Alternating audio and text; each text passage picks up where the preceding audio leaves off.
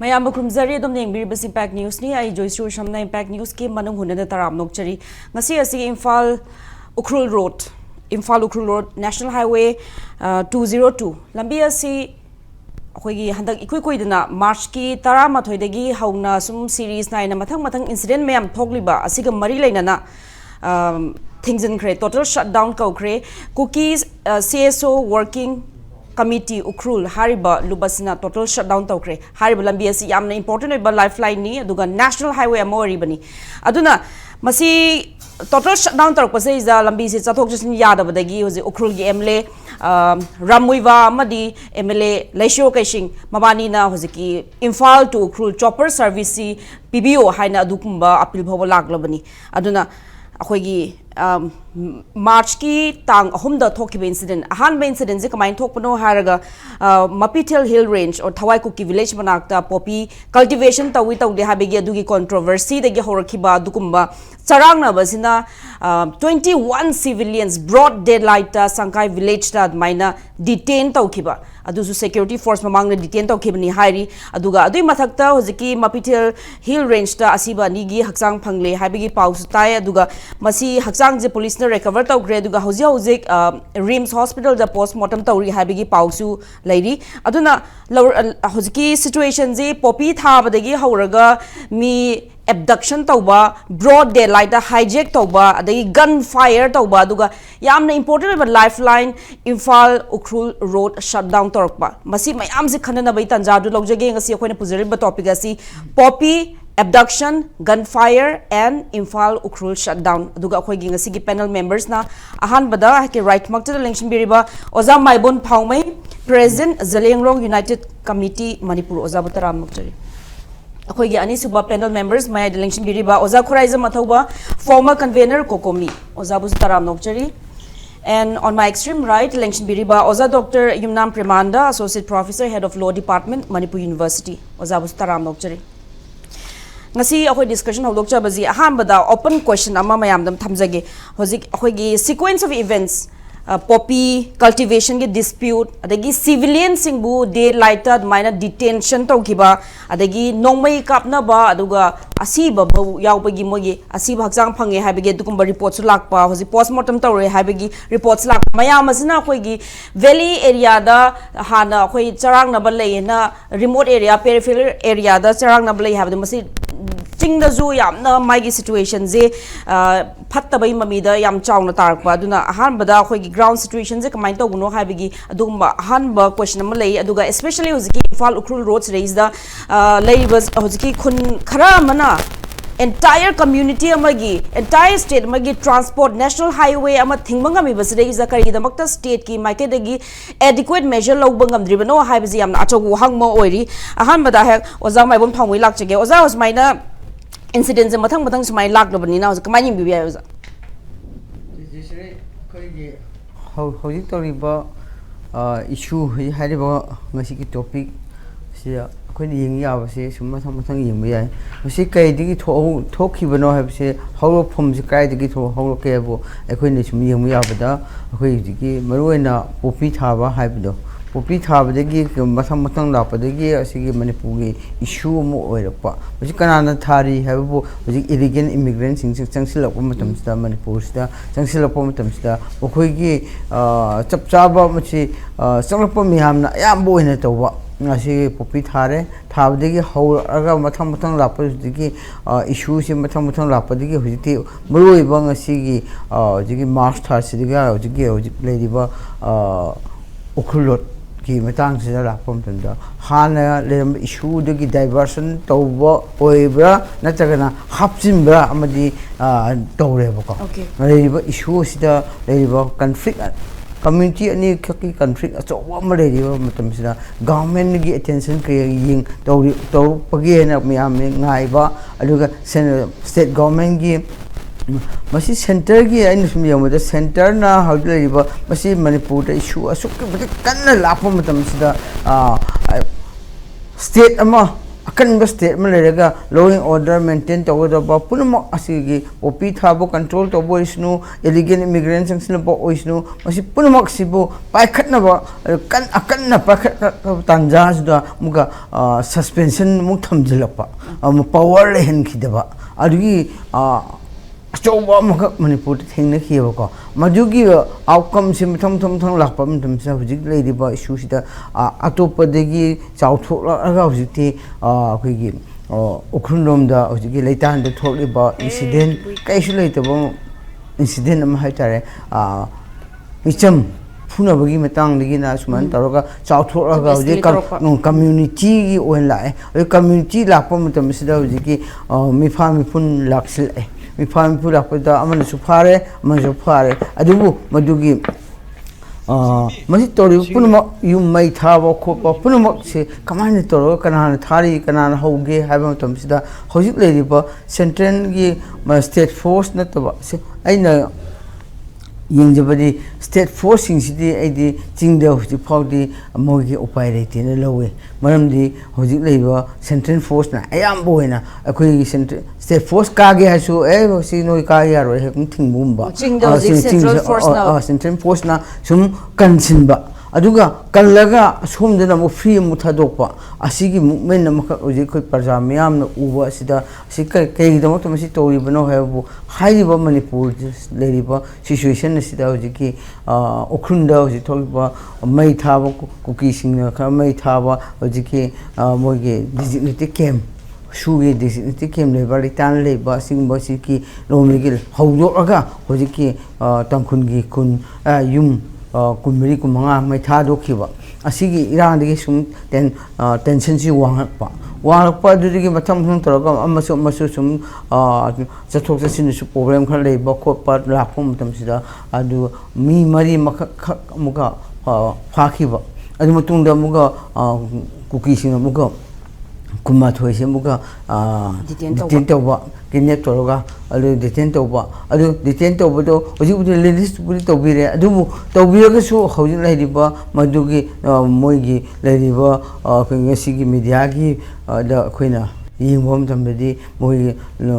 leak su khangde du mobile phone khangde kai kai lobi am khai pro mo da hure na su khoi tai lak nipan something asu bilu do sum lo hore here adumana toroga lakom tamsida masi release tore civil licensing adu ki singi civil licensing naga gi apex body sing aduga politician sing honorable chief minister for appeal to adu yara ki release to biro hena ko se release to biro na adu release tore release to matung da zo ji lambi shutdown si ma lei ba adu ai habira ke adu dumlo adu lakom tamsida thadok pire adu matung de hek thadok bunga mi siba ni phangi here mi an asiba ni phangi here adu masidi ke mu tension wang khakre tension wang bade ke hoji ki total shutdown la pa se asi sum yambam tamda khoina khoi hajini di khoi moina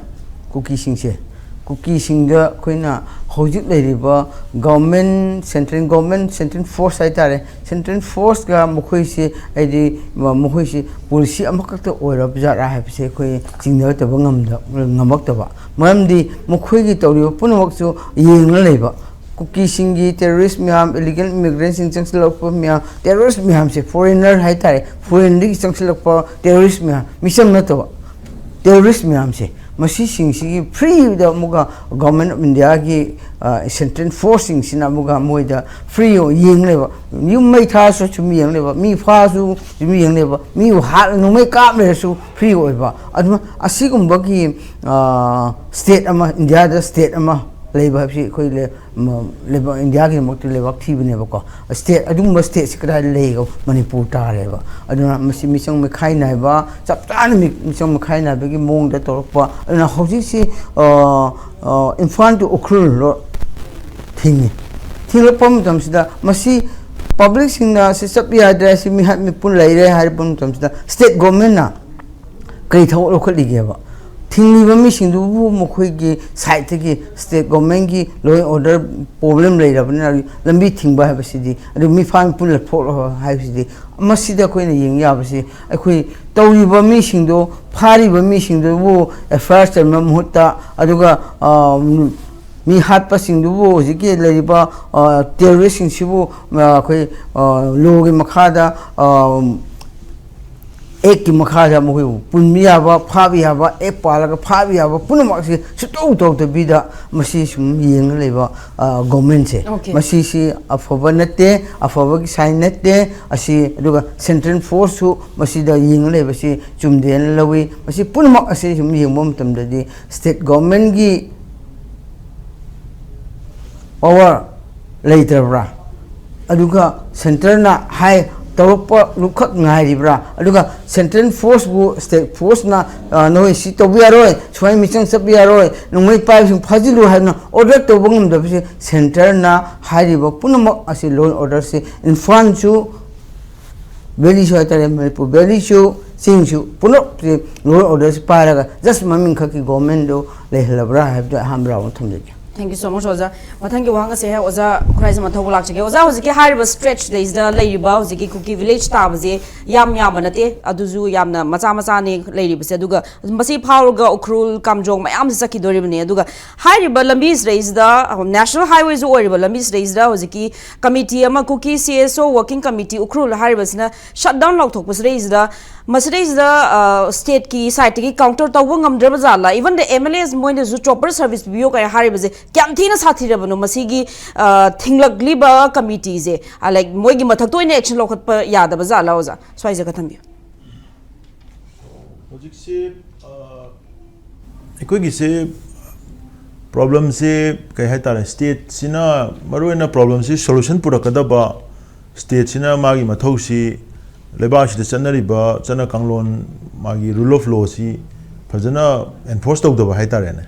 Marina Adudagi Tolokpa, Aduna, Mating Pangjan, but the Irang si,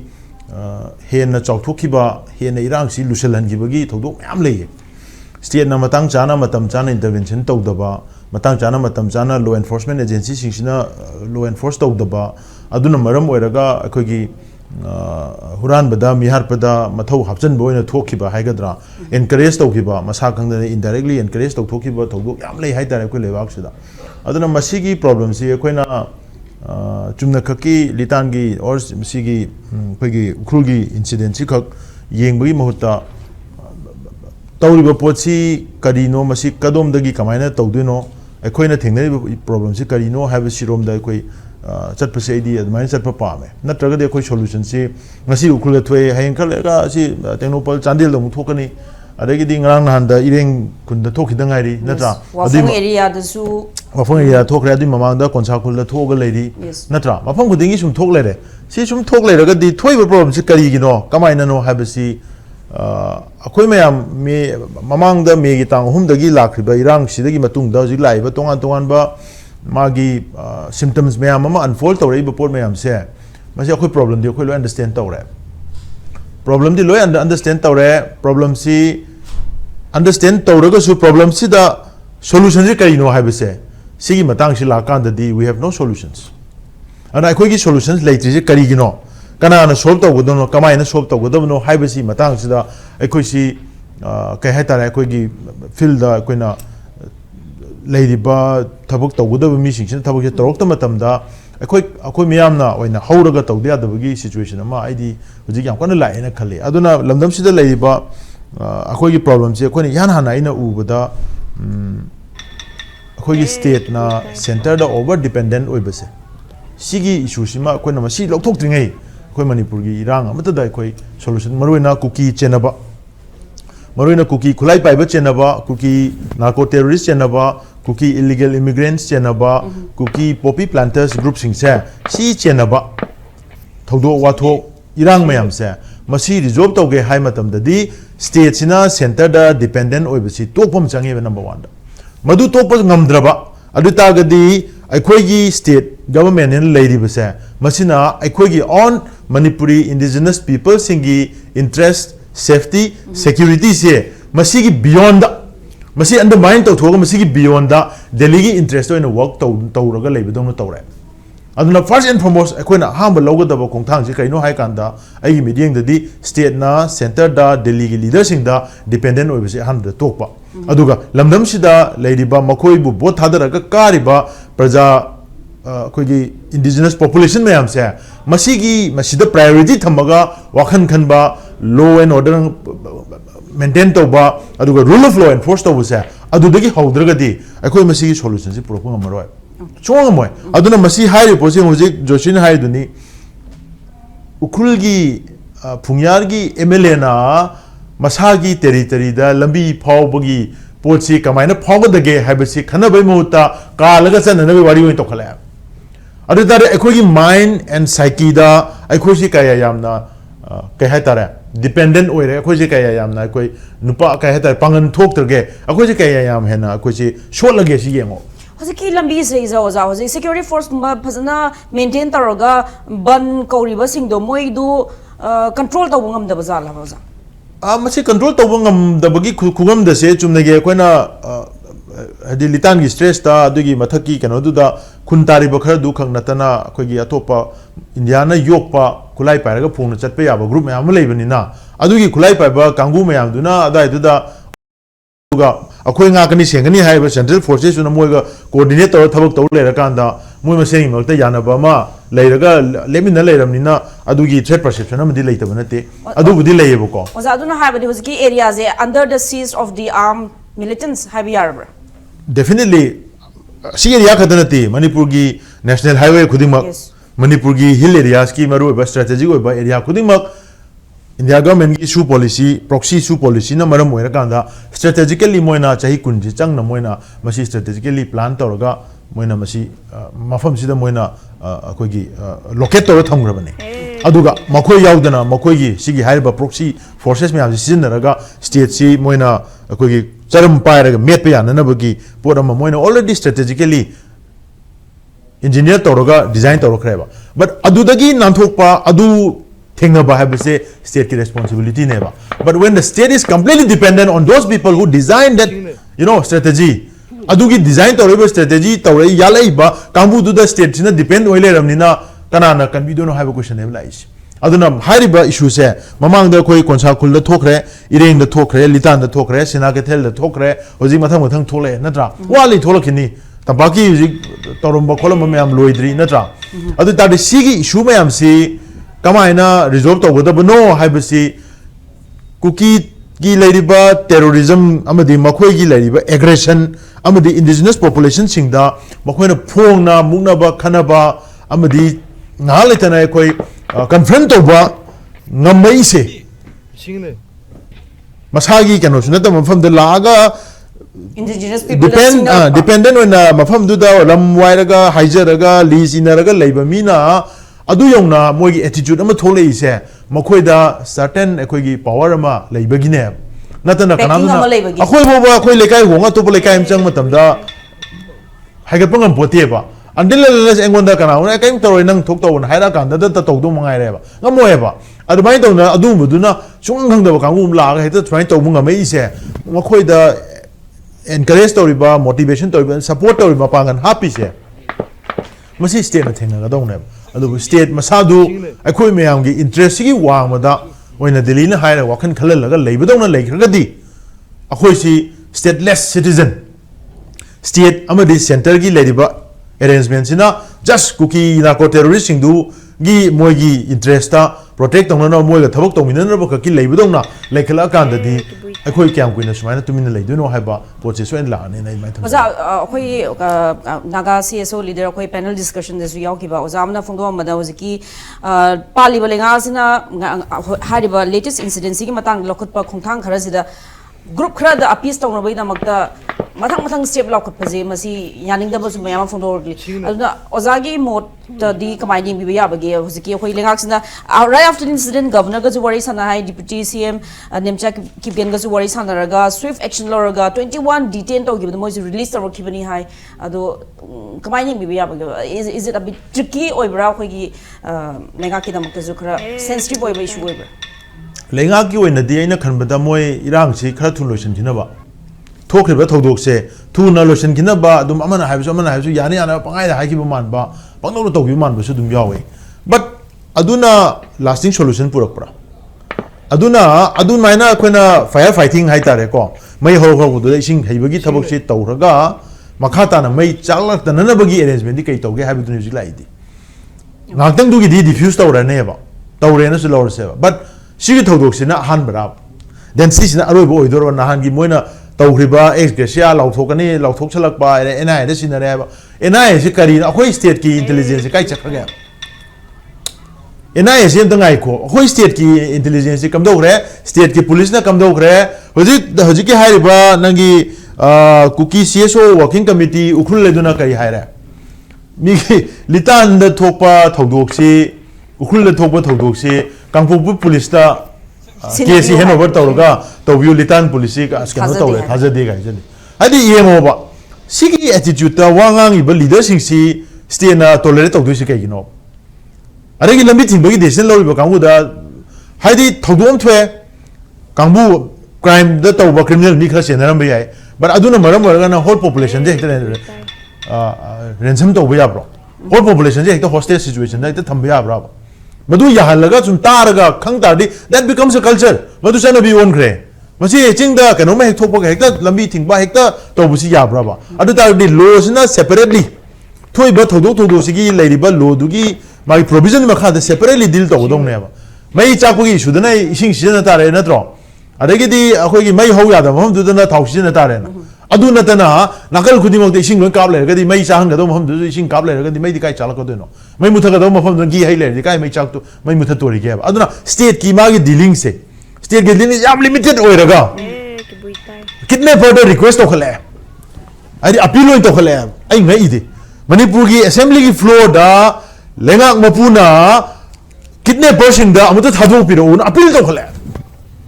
adu ta de adu gi attitude ta adu gi mindset ta lengak se nga agadi lengak se gi interest kari no lengak se interest si law and order phajana to bra peace and tranquility prevail to ga crime to mi sing si ahpa consequences face to lakanda crime towning na bagi action lo dana khotana to godo potu to bagi mahuta huran bada ai yum ta changwi huran binu ko ai so do yam big pandang phaja bado huran binu ko na huran bada feel to ga are hura long sa ga so yara ga dim ta thimbiro ai kai ai gas cylinder do ai horen nung dang chara helani gas cylinder to thimbiro hai duri bra kari no attitude state ki attitude towards the criminals state's attitude towards the terrorists state's attitudes towards the aggressors adugi attitude change to dia ro attitude change to dri se attitude like to dina te khoi state attitude yaw do state dina te but ngasai na haijari ba center da delhi the over dependency ocean gi bachina delhi na high ba delhi gi instruction delhi gi guidance delhi gi blessings ala delhi is ulai ramnina criminal incident amazu karimta process state ki local police ki kari karimta hodring da postmortem boba loidring da ena da na sinatwe Okay. Thank you, Oza. Mathangi wanga se ha Oza Dr. Premananda lakchage Oza hari ba khogi series of incidents March 11 dagi hogi ba poppy cultivation site admaina thoki ba incident dagi horaga hozik me detain tau hiba release pudim tau khre duga asi bhaksang ani mapitil hill range phangba do moi hoziki body aniji rims ta postmortem kan tau ri hari oza hozik police na ju hari ba casing jiga mari lena 3 different FIRs pangre FIR tongan ba hum aduna oza de khangjaning ba legally hoziki multiple incidents broad daylight da hijacking gi am leire aduga asi bagi body phang bagi am leire adagi am ga detain to bagi am leire poppy tha bagi sum tongan incident me am lei bani na masi gi investigation je kamaina proceed tarokani somna FIR pali basi amuka NIA da sinagani hai bata gadi masina only si bai lu khatang da NIA da sinagadori braswai je kitang ozagi mot katam handak kisi yeng bada kata nuai tre ko ai layeng basi soiram do male si layeng ba laina si fajana khangdu ga laina do gi matungina hidak thabam change ba ko koina laina si khangdri bara natraga na khangna hidak thadri bara patadi ado ai gi du de soiram do male ben khambada ado khwaide phaba layeng badi lo du na tawradi dum layeng basi am live jane ba ko si de state ki power se state edi state government union government na tab state government ki power si khoina angang singda ade khoina su satra moina khoju satra ni I am also student of law ana khoina sum pa ba thengna ba sidi constituent assembly gi debate ko ade hauraga india gi constitution adopt tawre hauji constitution e khoin chatlisi supreme law len akoi gi lex kan hoje supreme lex haisine ba koi latin mon haraga sida akhoi na thengna budi yaw sidi India sidi federal ni adna federal sida province sing sisu magi power le jebo ko haide khoi arai londa thaiga state also sovereign in its own jurisdiction ne my executive power legislative power si chalai bi ai state sisu my own jurisdiction ne ma si sovereign ni si he kauk thuo ga di si gi lines bu kauk thuo ba state haide Manipur state ne ba ko state ma si sovereign ha ga doi to dung te constitution people magi arm mark to area jurisdiction du di state is sovereign ni madu di union khut thin jan ja poti adu sigi poji khangda di leba nga ko thang phak ta ne ana ina han ba asset tawning si state is sovereign in its own jurisdiction is khang ma tare adu ga magi jurisdiction ji kaino kaino constitution tharong phak to kanda 7 schedule si yeng biro number 1 ngasai union list to se union ge thabong ne khoina pai ya ro state list to tharong phak matam aha ma leram du public order ne leram du public order aduda khaidokini kama khaidokhi ke hakanda central gi army naval the infantry force mayam in the aid of civil power the scenery bising se madugi control to the union government laini adu atei public order sidi state ki jurisdiction ne pi armark taw constitution da thamuram adu sina ba hakte bera lakto adi mathang da police haiji police haibasi state ki mukut laini masi kan anta laiti ko koi di khangda bani na Manipur police adagi di home adu dukan mayam ta police di state ni any circumstances the police mi na pai ba yade sima ko khanga dom policing ne policing the crime control crime oiraga na macha crime mi hat pa mi phuba adegi nu pi da to crime sum sing sina policing function ka state ki thab ni policing to state ne aduna law and order ka police ki thabok sina ade katang hendoraga na law akhoi ahum ni khaido ka do se aham da law and order sina chauba ka hetar circle haitare ana law and order gi pochidi ain khambada hujik laitan gi kari khul gi area khadaga tawrisidi law and order dagi lambi ga thingdana ga tawrisi law and order di katang hendaga hingal ko male si hengat pase khoina akhoi law gi moronda public order ko hujik number 1 do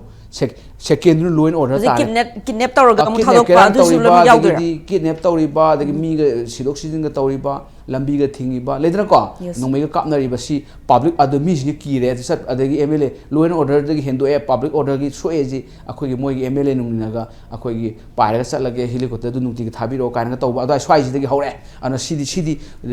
clear case of public order law and order hendo e public order law and order ha ga samna law thugai badu mi ga phuba mi ga hatpa adai si law and order ko ha ma law and order oirame hawjina public order MLA na karina helicopter sabi nungti tawbiro kaina haigalak pagi polam laba lambi ga thing ko ba tawramina public order gi state si jawre ko adui taga di public order si bokta state ki thabok ni government of Manipur ki thabak ne masi public order ade hendo gana khara sathi ba akoin illegal immigrant chang aggression ni ga haja adom da adugi miyeng yengana that is called akoi gi security state ko ado por hom ni khwai gi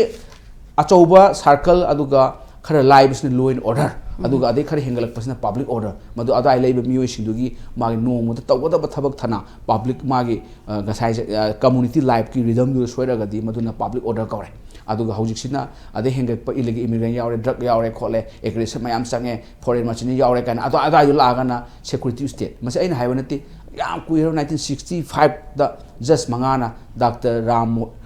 kari Manohar Lohia against state of Bihar da hailu ham hojik bokta khoi di adu da hairam do 1965 akoi pokri ngai da 66 da hairam do akoi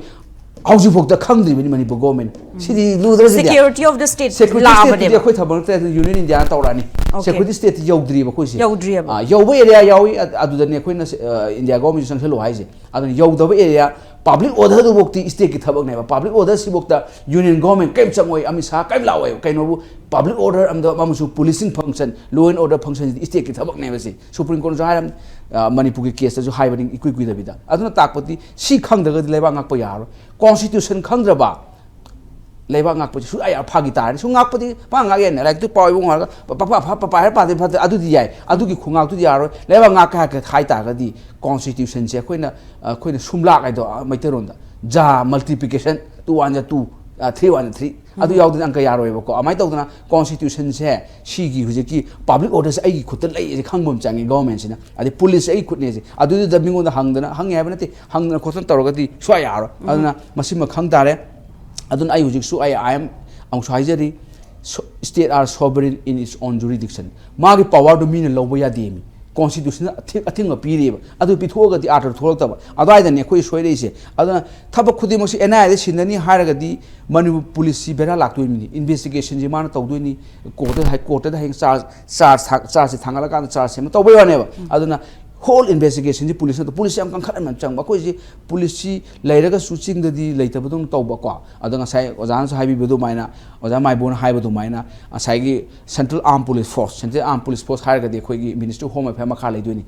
asar pal ga hai gum BSF ka hai sing se adagi CRPF ka hai si mu central armed police force ne aduga defense ki makha leba Indian army ka si defense makha leidoi ni aina hajaina moi sanga ising se sisu bera leidoi ni ko state government na like si padraba constitution khangdaba adu su berang lani moi sing je war gi sang punati basi moi la si war tawru Pakistan ga war tawru Afghanistan ga nome kamero ro China kam ro thak punati basi moi si di in the age of civil power et tawno sangai ne policing ne hen power le ne ko afspa gi section 3 ju disturb area la thokanda sangai sing in the age of civil power ni and afspa gi section 3 ju yaujabani with the p power sing se in the age of civil power ni section 4 the final p se samana na constitution de su public order to pabiron traga akhoi gi kano gi union list ki na entry 2A pabiro adu very clearly they are coming in the area of civil port state government et tawno sang et mating pang do akhoi ju ngamdrabani na mating pang ma sangai ne ba akhoi na mating do panghandre ba akhoi na moi se akhoi control do thamdra adu bera la dro no oza hojike oza ta pi constitution ki matung in the states in power legi dabne even the central forces moi state police da mating pang na bal lakpani hai bata gari immediate steps se kari di lokhapi ya immediate steps si akhoi government si FIR budi pangre postmortem to FIR the criminal case sama yana na ba magi movement ama pirak pare ba ko that will take time FIR na te control to hum sang do FIR the crime to re ga investigation to ra matam changani aduga hayeng charge se thangkan kani aduga charge se ma trial chathana ba po na ba criminal law do in motion na thamna ba tawjabane ba adu tawri du di nomai ga su pa ga nomai ga su paka kap na ya bra ju adu lure le ba nomai se kap ya puti nomai se pa ya puti arms 1959 lane ade kupsara arms rule 2016 adu de yada nongmai am ta pa ya poti adu man ba sa ba su ya poti leidana ade drug ki hare law ni NDPS akoina khange ade adu na taba ek am su leidi adu the prevention of illicit traffic in narcotic drug and psychotropic act 1988 sidani drug ki sai gi traffic to sing sida phadu ani punna chakadabani akoina sigi ek sima kawtok pire aina khambada se akoi cdi en khambada total failure state government cdi sum irang se kaim le janti da cdi dag lakadam ni cdi laktabadi gi thokpa dosane ba cdi ai aduna hoje mo investigation ta hoje narcotics ki poppy gi su yawuni na adu gi site gi su angle ama lower investigation to godaba adagi amka me detention to gi su angle ama tongan investigation is athagadori bra kamaina legally yang lu si NI da sinaba hai si NI na to do si di ma di schedule offenses sadana my schedule period NI act 2008 sida National Investigation Agency act 2008 ki makha sida ma di schedule offenses sadana terrorist ko mai lena ba de hijacking gi arang gi IPC ki offense against state ko makai go sum si tawna pijabani ma di atob energy ek ki makha da aina khama NI sinaba da moisu paibi ni bo adum nungai bo oiro ba sidi state ki machinery am kan mam changi azaga di every case ena de sinaga di Manipur police ju bera la oidro adana aina khama suma sing je ko yam phajana khangba aina haise laina si layeng bada khatang diagnosis to bada khara watpa ma le ba ko watlaga mai si pop tahan ga dawni tahan re khoi se adaga khoina khangbi ga do si akhoi act yam lai bin UPX su leidina unlawful activity prevention act 1967 ju leidi adu section 15 du yeng biro adu section madu unlawful organization laukthokta natraga terrorist organization laukthoktragadi adu act tu palo haidi leite akhoi di khangdabani na unlawful activity prevention act si terrorist organization laukthoktragadi section 35 makha laukthok schedule haptragadi sinaba yadi haim leiri ko adu leite chamane terrorist act torogadi ngasai UPX ki makha da book togodobani under section 15 da pabiro section 16 ki makha da book togodobani oza aduga boziki hari mphams reija oziki village volunteer sing na zu moina zu retaliate to defend adu maina adu mo waham zu lakpani na khulai paiba militant sing and volunteers ki adugumba issue lakpani na investigations atha ba matam da local volunteers da di moi da di comment to masi kanoni si akhoi gi ama mare me gelakani police na ngak pidramina India gi armed forces ngak pidramina ku upai na apai pai ga ngak sabani harakane ba self defense ka harakane adu made khoni am kana haw ya yeng tare it will be decided by court evidence ka to ga du su volunteers nongoi pai bi adi amas nongoi din pai ya nongoi si di arms act na regulate tawrini arms rules ꯑꯩꯈꯣꯏꯒꯤ 2016 regulate ꯇꯧꯔꯤꯅꯤ ꯑꯗꯨꯗꯤ any ꯀꯩꯅꯣꯗ circumstances ꯅꯣꯡꯃꯩ ꯄꯥꯏꯕꯁꯤꯗꯤ ꯁꯨꯡꯌꯥ ꯌꯥꯗ꯭ꯔꯦ ꯑꯩꯅ defence ꯇꯧꯔꯤꯅꯤ ꯍꯥꯏꯔꯒ ꯑꯩꯉꯣꯟꯗ ꯇꯦꯔꯣꯔꯤꯁ ꯑꯃ ꯆꯪꯉꯛꯑꯒ ꯅꯣꯡꯃꯩꯅ ꯀꯥꯞꯀꯦ ꯇꯧꯕ ꯑꯩ ꯃꯥꯏ ꯅꯣꯡꯃꯩꯗꯨ ꯃꯨꯜꯂꯒ ꯃꯥꯕꯨ ꯀꯥꯞꯄꯗꯨꯅ ꯗꯦꯠꯁ ꯗꯤꯐꯔꯦꯟ ꯊꯤꯡꯅꯤ ꯑꯗꯨꯅ ꯃꯁꯤꯗꯤ ꯀꯦꯁ ꯈꯔ ꯂꯨꯔꯅꯤ ꯑꯗꯨꯒ ꯑꯩꯒꯤ ꯍꯝꯕꯜ ꯑꯄꯤꯜꯗꯗꯤ ꯑꯩꯈꯣꯏꯒꯤ ꯂꯦꯖꯤꯁꯂꯦꯆꯔꯁꯤꯡꯁꯤ ꯑꯗꯨꯒ ꯑꯩꯈꯣꯏ ꯒꯚꯔꯟꯃꯦꯟ ꯄꯥꯏꯕꯤꯔꯤꯕꯁꯤꯡꯁꯤ ꯌꯥꯝꯅ ꯍꯩꯕ ꯑꯃ ꯆꯪꯉꯤ ꯍꯩꯔꯒ ꯄꯋꯥꯔꯁꯤ ꯃꯉꯣꯟꯗ ꯄꯤ ꯂꯩꯔꯝꯃꯦ ꯍꯥꯟꯅ ꯂꯩꯖꯔꯝꯅꯤ ꯁꯤ ꯀꯅꯥꯝꯇꯒꯤ ꯂꯧꯕ ꯗꯔꯀꯥꯔ ꯂꯩꯇꯦ ꯄꯋꯥꯔꯁ ꯑꯣꯜꯔꯦꯗꯤ ꯒꯚꯔꯟꯃꯦꯟ ꯑꯃ ꯂꯩꯇꯥꯔꯒꯗꯤ ꯁꯤ ꯄꯋꯥꯔꯁꯤ ꯃꯁꯥꯅ ꯌꯥꯎꯖꯔꯕꯅꯤ ꯏꯟꯍꯦꯔꯦꯟꯅꯦꯕꯀꯣ ꯑꯗꯨꯅ ꯁꯤꯒꯤ ꯄꯣꯠꯁꯤ ꯒꯚꯔꯟꯃꯦꯟꯅ ꯄꯋꯥꯔꯁꯤ ꯆꯂꯥꯏꯕ ꯑꯃ ꯆꯪꯉꯦꯕ ꯆꯂꯥꯏꯗ꯭ꯔꯒꯗꯤ ꯚꯦꯔꯤ ꯚꯦꯔꯤ ꯗꯦꯟꯖꯔ ꯁꯤꯗꯒꯤ ꯍꯦꯟꯕ ꯌꯥꯝ ꯊꯣꯛꯂꯛꯈꯤꯅꯤ ꯏꯅꯛ ꯅꯛꯄ ꯎꯈ꯭ꯔꯨꯜ ꯑꯁꯤꯗ ꯇꯧꯕ ꯀ꯭ꯔꯥꯏꯝꯗꯨꯕꯨ ꯑꯩꯗꯤ ꯌꯥꯝ ꯅꯣꯛꯅꯤꯡꯉꯤꯅꯤꯅꯦ ꯃꯤ 12 ꯑꯦꯕꯗꯛꯁꯟ ꯇꯧꯔꯦ ꯍꯣꯁꯇꯦꯖ ꯊꯝꯈ꯭ꯔꯦꯅ ꯇꯧꯅꯤꯗꯅ ꯃꯇꯦꯛ ꯑꯃ ꯅꯣꯡꯉꯥꯜꯂꯒ ꯑꯃꯨꯛ ꯄꯤꯊꯣꯛꯏ ꯈꯣꯠꯇꯣꯏ ꯍꯥꯏ ꯍꯣꯜ ꯅꯥꯏꯠꯅꯦ ꯃꯣꯏ ꯂꯩꯔꯤꯕꯁꯦ ꯃꯥꯏ ꯍꯣꯁꯇꯦꯖꯇ ꯅꯨꯄꯤ ꯃꯆꯥꯁꯨ ꯌꯥꯎꯔꯤꯕꯅꯤ ꯑꯗꯨꯗ ꯑꯍꯟꯁꯨ ꯌꯥꯎꯔꯤ ꯋꯥꯔ ꯑꯗ ꯑꯩꯅ ꯋꯥꯔꯒꯤ ꯂꯣꯗꯨ ꯇꯣꯛ ꯑꯩꯅ ꯌꯥꯝ ꯅꯣꯛꯅꯤꯡꯉꯤꯗꯤ ꯃꯗꯨꯏꯗꯨꯗ ꯑꯩꯈꯣꯏꯒꯤ ꯁꯔꯀꯥꯔꯒꯤ ꯁꯥꯏꯠꯇꯒꯤ ꯑꯄꯤꯜ ꯇꯧꯋꯦꯕ ꯊꯥꯗꯣꯛꯄꯤꯔꯛꯎ ꯇꯦꯛꯇ ꯀꯥꯏꯗꯅ ꯄ꯭ꯔꯤꯊꯤꯕꯤꯗ ꯑꯃ ꯊꯣꯛꯇ꯭ꯔꯤ ꯁꯤ ꯋꯥꯔꯤꯁꯦ ꯄ꯭ꯔꯤꯊꯤꯕꯤꯗ ꯑꯃ ꯊꯣꯛꯇ꯭ꯔꯤꯕ ꯑꯗꯨꯗꯤ ꯏꯔꯥꯏ ꯂꯥꯏꯕ ꯄꯣꯠꯅꯤ ꯄꯨꯂꯤꯁ ꯊꯥꯖ ꯀꯣꯃꯤꯡ ꯑꯣꯄꯔꯦꯁꯟ ꯇꯧꯔꯒ ꯃꯤ ꯗꯝꯀꯥ ꯇꯧꯔꯤꯕ ꯗꯥꯀꯨꯕꯨ ꯍꯥꯏꯔꯣ ꯈꯔ ꯐꯖꯗꯕ ꯂꯣꯟꯗ ꯗꯥꯀꯨ ꯔꯣꯕꯔ ꯀꯣ ꯑꯗꯩ ꯒꯦꯡ ꯍꯥꯏꯔꯣ ꯑꯗꯩ ꯈꯔ ꯂꯣꯒꯤ ꯃꯔꯣꯟꯗ ꯍꯥꯏꯔꯒ ꯇꯦꯔꯣꯔꯤꯁ ꯋꯥꯔꯤꯕꯨꯀꯣ ꯑꯗꯨꯁꯤꯡꯗꯨꯗꯤ ꯆꯞꯈꯥꯏꯒꯗꯧꯅꯤ ꯍꯥꯏꯕꯅꯤꯗ ꯃꯤ ꯐꯥꯔꯒ ꯃꯤ ꯊꯝꯃꯤꯗꯨꯕꯨ ꯑꯩꯈꯣꯏꯅ ꯑꯄꯤꯜ ꯇꯧꯈꯠꯂꯒꯗꯤ ꯂꯣꯏꯗ꯭ꯔꯤꯕꯣ ꯑꯗꯨ ꯇꯥꯔꯒꯗꯤ they are challenging the authority ꯒꯚꯔꯟꯃꯦꯟꯒꯤ ꯑꯣꯊꯣꯔꯤꯇꯤ ꯃꯣꯏꯅ ꯆꯦꯂꯦꯟꯖ ꯇꯧꯋꯦꯕ ꯑꯗꯨ ꯇꯥꯔꯒꯗꯤ ꯑꯩꯈꯣꯏ ꯂꯥꯁꯇ ꯑꯩꯈꯣꯏꯁꯤ ꯃꯤꯁꯦ ꯐꯥꯅꯤꯡꯉ ꯐꯥꯕ ꯑꯗꯒꯤ ꯃꯤ ꯍꯥꯠꯅꯤꯡꯉ ꯍꯥꯠꯄ ꯅꯣꯡꯃꯩ ꯀꯥꯞꯅꯤꯡꯉ ꯀꯥꯞꯄ ꯑꯗꯨ ꯇꯧꯔꯒꯗꯤ ꯁ꯭ꯇꯦꯠꯀꯤ ꯑꯣꯊꯣꯔꯤꯇꯤ ꯀꯥꯏ ꯆꯠꯈ꯭ꯔꯒꯦ ꯋꯦꯌꯔ ꯑꯥꯔ ꯗꯣꯁ ꯑꯣꯊꯣꯔꯤꯇꯤ ꯁ꯭ꯇꯦꯠꯀꯤ ꯑꯣꯊꯣꯔꯤꯇꯤ ꯂꯩꯇ꯭ꯔꯦꯕ ꯑꯗꯨ ꯇꯥꯔꯒꯗꯤ ꯁ꯭ꯇꯦꯠꯇꯨ ꯂꯩꯇꯕ ꯀꯧꯏ ꯃꯁꯤ ꯄꯣꯂꯤꯇꯤꯀꯦꯜ ꯑꯩ ꯂꯣꯒꯤ ꯃꯔꯣꯟꯗ ꯅꯠꯇꯦ ꯄꯣꯂꯤꯇꯤꯀꯦꯜ ꯁꯥꯏꯟꯁꯀꯤ ꯂꯣꯟꯗ ꯐꯦꯜ ꯁ꯭ꯇꯦꯠ ꯀꯧꯏ ꯐꯦꯜ ꯑꯣꯏꯔꯕ ꯚꯥꯏꯑꯣꯂꯦꯟꯁꯁꯤ ꯀꯟꯇ꯭ꯔꯣꯜ ꯇꯧꯕ ꯉꯝꯗ꯭ꯔꯕ ꯑꯗꯨꯗꯤ ꯌꯥꯝ ꯗꯦꯟꯖꯔꯁ ꯑꯦꯔꯤꯌꯥꯅꯤ ꯑꯐ꯭रिꯀꯥꯗ ꯊꯣꯛꯏ ꯍꯧꯖꯤꯛ ꯁꯨꯗꯥꯟꯗ ꯀꯩꯗ ꯑꯗꯨꯒꯤ ꯇꯥꯏꯞ ꯂꯥꯛꯑꯦ ꯑꯗꯣ ꯑꯩꯅ ꯍꯧꯖꯤꯛꯀꯤ ꯑꯔꯣꯏꯕꯗ ꯑꯩꯅ ꯍꯥꯏꯖꯔꯤꯁꯦ ꯍꯧꯖꯤꯛꯀꯤ ꯄꯣꯠꯇꯨꯗ ꯑꯩꯈꯣꯏꯅ ꯃꯨꯟꯅ ꯅꯩꯅꯕ ꯑꯃ ꯆꯪꯉꯦꯕꯀꯣ ꯑꯗꯨꯒ ꯍꯧꯖꯤꯛꯀꯤ ꯑꯩꯈꯣꯏ ꯋꯤ ꯃꯤꯁ ꯋꯥꯟ ꯑꯣꯄꯣꯔꯆꯨꯅꯤꯇꯤ ꯃꯤꯁ ꯑꯣꯏꯔꯝꯃꯦ ꯑꯩꯗꯤ ꯑꯣꯅꯔꯦꯕꯜ ꯆꯤꯐ ꯃꯤꯅꯤꯁꯇꯔꯅ ꯑꯄꯤꯜꯒ ꯇꯧꯕꯗꯨ ꯇꯥꯕꯗ ꯑꯗꯨꯝ ꯃꯥꯒꯤ ꯄ꯭ꯔꯖꯥꯅꯤꯅ ꯇꯧꯔꯝꯕ ꯑꯣꯏꯔꯝꯕꯁꯨ ꯌꯥꯏ ꯇꯧꯔꯣꯏꯗꯕꯅꯤ ꯑꯦꯅꯤꯋꯦ ꯇꯧꯔꯦ ꯑꯗ ꯃꯥꯅ ꯇꯧꯔꯝꯕ ꯌꯥꯕꯁꯤ ꯑꯩꯅ ꯈꯟꯕꯗꯗꯤ ꯈꯨꯗꯛꯇ ꯑꯃꯤꯠ ꯁꯍꯥꯗ ꯆꯠꯂꯒ ꯎꯅꯕ ꯑꯗꯨ ꯎꯅꯔ ꯀꯩꯅꯣ ꯍꯥꯏꯀꯥꯟꯗ ꯁꯔ ꯁꯨꯃꯥꯏꯅ ꯇꯧꯗꯅ ꯇꯥꯖ ꯍꯣꯇꯦꯜꯗ ꯑꯗꯒꯤꯗꯤ ꯑꯩꯈꯣꯏꯒꯤ ꯁꯤꯕꯥꯖꯤ ꯇꯔꯃꯤꯅꯦꯜꯗ ꯄꯥꯔꯂꯥꯃꯦꯟ ꯑꯦꯇꯦꯛ ꯇꯧꯕꯗꯣ ꯃꯅꯤꯄꯨꯔꯗ ꯃꯤ 12 ꯐꯥꯈ꯭ꯔꯦ ꯑꯗꯨꯅ ꯀꯦꯠ ꯄꯤꯕꯤꯌꯨ ꯀꯦꯠ ꯀꯧꯏ ꯍꯧꯗꯣꯡ ꯍꯥꯏꯗꯤ ꯑꯩꯈꯣꯏꯒꯤ ꯕ꯭ꯂꯦꯛ ꯀꯦꯠ ꯍꯥꯏꯗꯣ ꯅꯦꯁꯅꯦꯜ ꯁꯦꯀ꯭ꯌꯨꯔꯤꯇꯤ ꯒꯥꯔꯗꯀꯤ ꯃꯈꯥꯗ ꯑꯩꯈꯣꯏ ꯕ꯭ꯂꯦꯛ ꯀꯦꯠ ꯍꯥꯏꯅ ꯂꯩꯔꯤꯕ ꯑꯦꯟꯇꯤ ꯇꯦꯔꯣꯔꯤꯁ ꯀꯣꯔꯞ ꯈ꯭ꯋꯥꯏꯗꯒꯤ ꯇ꯭ꯔꯦꯟ ꯇꯧꯔꯕ ꯑꯗꯨ ꯍꯦꯂꯤꯀꯣꯞꯇꯔ 2 ꯄꯥꯏꯁꯜꯂꯒ ꯃꯣꯏꯅ ꯇꯛ ꯔꯦꯁꯀ꯭ꯌꯨ ꯇꯧꯔꯒ ꯄ꯭ꯔꯤꯊꯤꯕꯤꯁꯤ ꯎꯠꯂꯝꯒꯗꯧꯅꯦꯕ ꯍꯣꯏ ꯇꯦꯔꯣꯔꯤꯁꯁꯤ ꯆꯠꯇꯤꯁꯒꯔꯗ ꯖꯔꯈꯥꯟꯗ ꯖꯃꯨ ꯀꯥꯁꯃꯤꯔꯗꯤ ꯇꯛꯈꯥꯏꯔꯤꯗ ꯍꯧꯖꯤꯛ ꯕ꯭ꯂꯦꯛ ꯀꯦꯠ ꯇꯧꯔꯒ ꯑꯩꯈꯣꯏꯁꯨ ꯋꯥꯏ ꯅꯣꯠ ꯅꯦꯁꯅꯦꯜ ꯁꯦꯀ꯭ꯌꯨꯔꯤꯇꯤ ꯒꯥꯔꯗ ꯂꯩꯖꯔꯤꯅꯤ ꯇꯦꯔꯣꯔꯤꯁꯇꯤ ꯇꯦꯀꯜ ꯇꯧꯅꯕ ꯇꯣꯉꯥꯟꯕ ꯂꯣ ꯑꯃ ꯂꯩꯅꯤ ꯅꯦꯁꯅꯦल ꯁꯦꯀ꯭ꯌꯨꯔꯤꯇꯤ ꯒꯥꯔꯗ ꯑꯦꯛ ꯍꯥꯏꯅ ꯂꯩꯅꯤ ꯃꯗꯨ ꯑꯩ ꯈꯪꯕꯗ 1986ꯅꯤ ꯑꯗꯨ ꯇ꯭ꯔꯦꯟ ꯇꯧꯔ ꯃꯣꯏꯗꯤ ꯕ꯭ꯂꯦꯛ ꯀꯦꯠ ꯀꯧꯏ ꯍꯥꯏꯗꯤ ꯂꯣꯏꯅ ꯑꯃꯨꯕ ꯁꯦꯠꯂꯒ ꯂꯥꯛꯀꯗꯣꯏ ꯃꯃꯥꯏ ꯑꯃꯁꯨ ꯑꯃꯨꯕ ꯌꯦꯛꯁꯟꯗꯣꯏꯅꯤꯀꯣ ꯑꯗꯨꯒꯨꯝꯕ ꯃꯦꯖꯔ ꯍꯦꯟꯅ ꯂꯧꯈꯠꯂꯛꯄꯅ ꯐꯒꯅꯤ ꯍꯥꯏꯕꯒꯤ ꯋꯥꯐꯝꯗꯅꯤ ꯑꯣꯖꯥ ꯔꯦꯁꯀ꯭ꯌꯨ ꯇꯧꯔꯝ ꯇꯥꯔꯒꯗꯤ ꯁꯨꯃꯥꯏꯅ ꯇꯧꯗꯅ ꯃꯤꯒ ꯐꯥꯕꯁꯤꯗꯤ ꯕ꯭ꯂꯦꯛ ꯀꯦꯠ ꯀꯧꯕ ꯑꯃ ꯂꯥꯛ ꯃꯥꯅꯤꯅꯦꯍꯦ ꯑꯗꯨ ꯑꯦꯂꯥꯏꯠ ꯐꯣꯔꯁ ꯑꯃ ꯂꯥꯛꯑꯒꯁꯨ ꯇꯛꯈꯥꯏꯔꯤꯅꯤ ꯍꯥꯏꯔꯒꯗꯤ ꯑꯃꯨꯛ ꯊꯣꯛꯑꯦꯕ ꯑꯩꯈꯣꯏꯗꯤ ꯑꯗꯨꯃꯥꯏꯅ ꯉꯁꯤꯐꯥꯎꯗ we never teach a lesson ꯑꯩꯈꯣꯏꯗꯤ ꯇꯦꯔꯣꯔꯤꯁꯇ ꯑꯣꯏꯅ ꯕꯣ ꯗꯥꯎꯟ ꯇꯧ ꯂꯩꯔꯦ ꯗꯥꯀꯨꯗꯨꯗ ꯈꯣꯏꯔꯝ ꯂꯩꯔꯦꯕ ꯑꯗꯨꯒꯤ ꯅꯦꯆꯔꯗꯗꯤ ꯐꯔꯣꯏ ꯑꯩ ꯁ꯭ꯇꯤꯜ ꯕꯤꯂꯤꯞ ꯇꯦꯔꯣꯔꯤꯁꯀꯤ ꯋꯥꯔꯤ ꯁꯥꯟꯅꯔꯣꯏꯗꯕꯅꯤ ꯇꯦꯔꯣꯔꯤꯁꯀꯤꯗꯤ ꯅꯣ ꯍꯤꯗꯥꯛ ꯃꯣꯏꯗꯤ ꯑꯦꯟꯀꯥꯎꯟꯇꯔ ꯑꯣꯟ ꯗ ꯁ꯭ꯄꯣꯠ ꯑꯩꯅ ꯍꯥꯏꯕ ꯅꯠꯇꯦ ꯁꯨꯄ꯭रीम कोर्टना अमित कसाब केस हाइबनी there is nothing no hope from terrorist and terrorist दी मदुआई लोइसन उपाय वार्निंग मचा पी फै मोइ मीनिना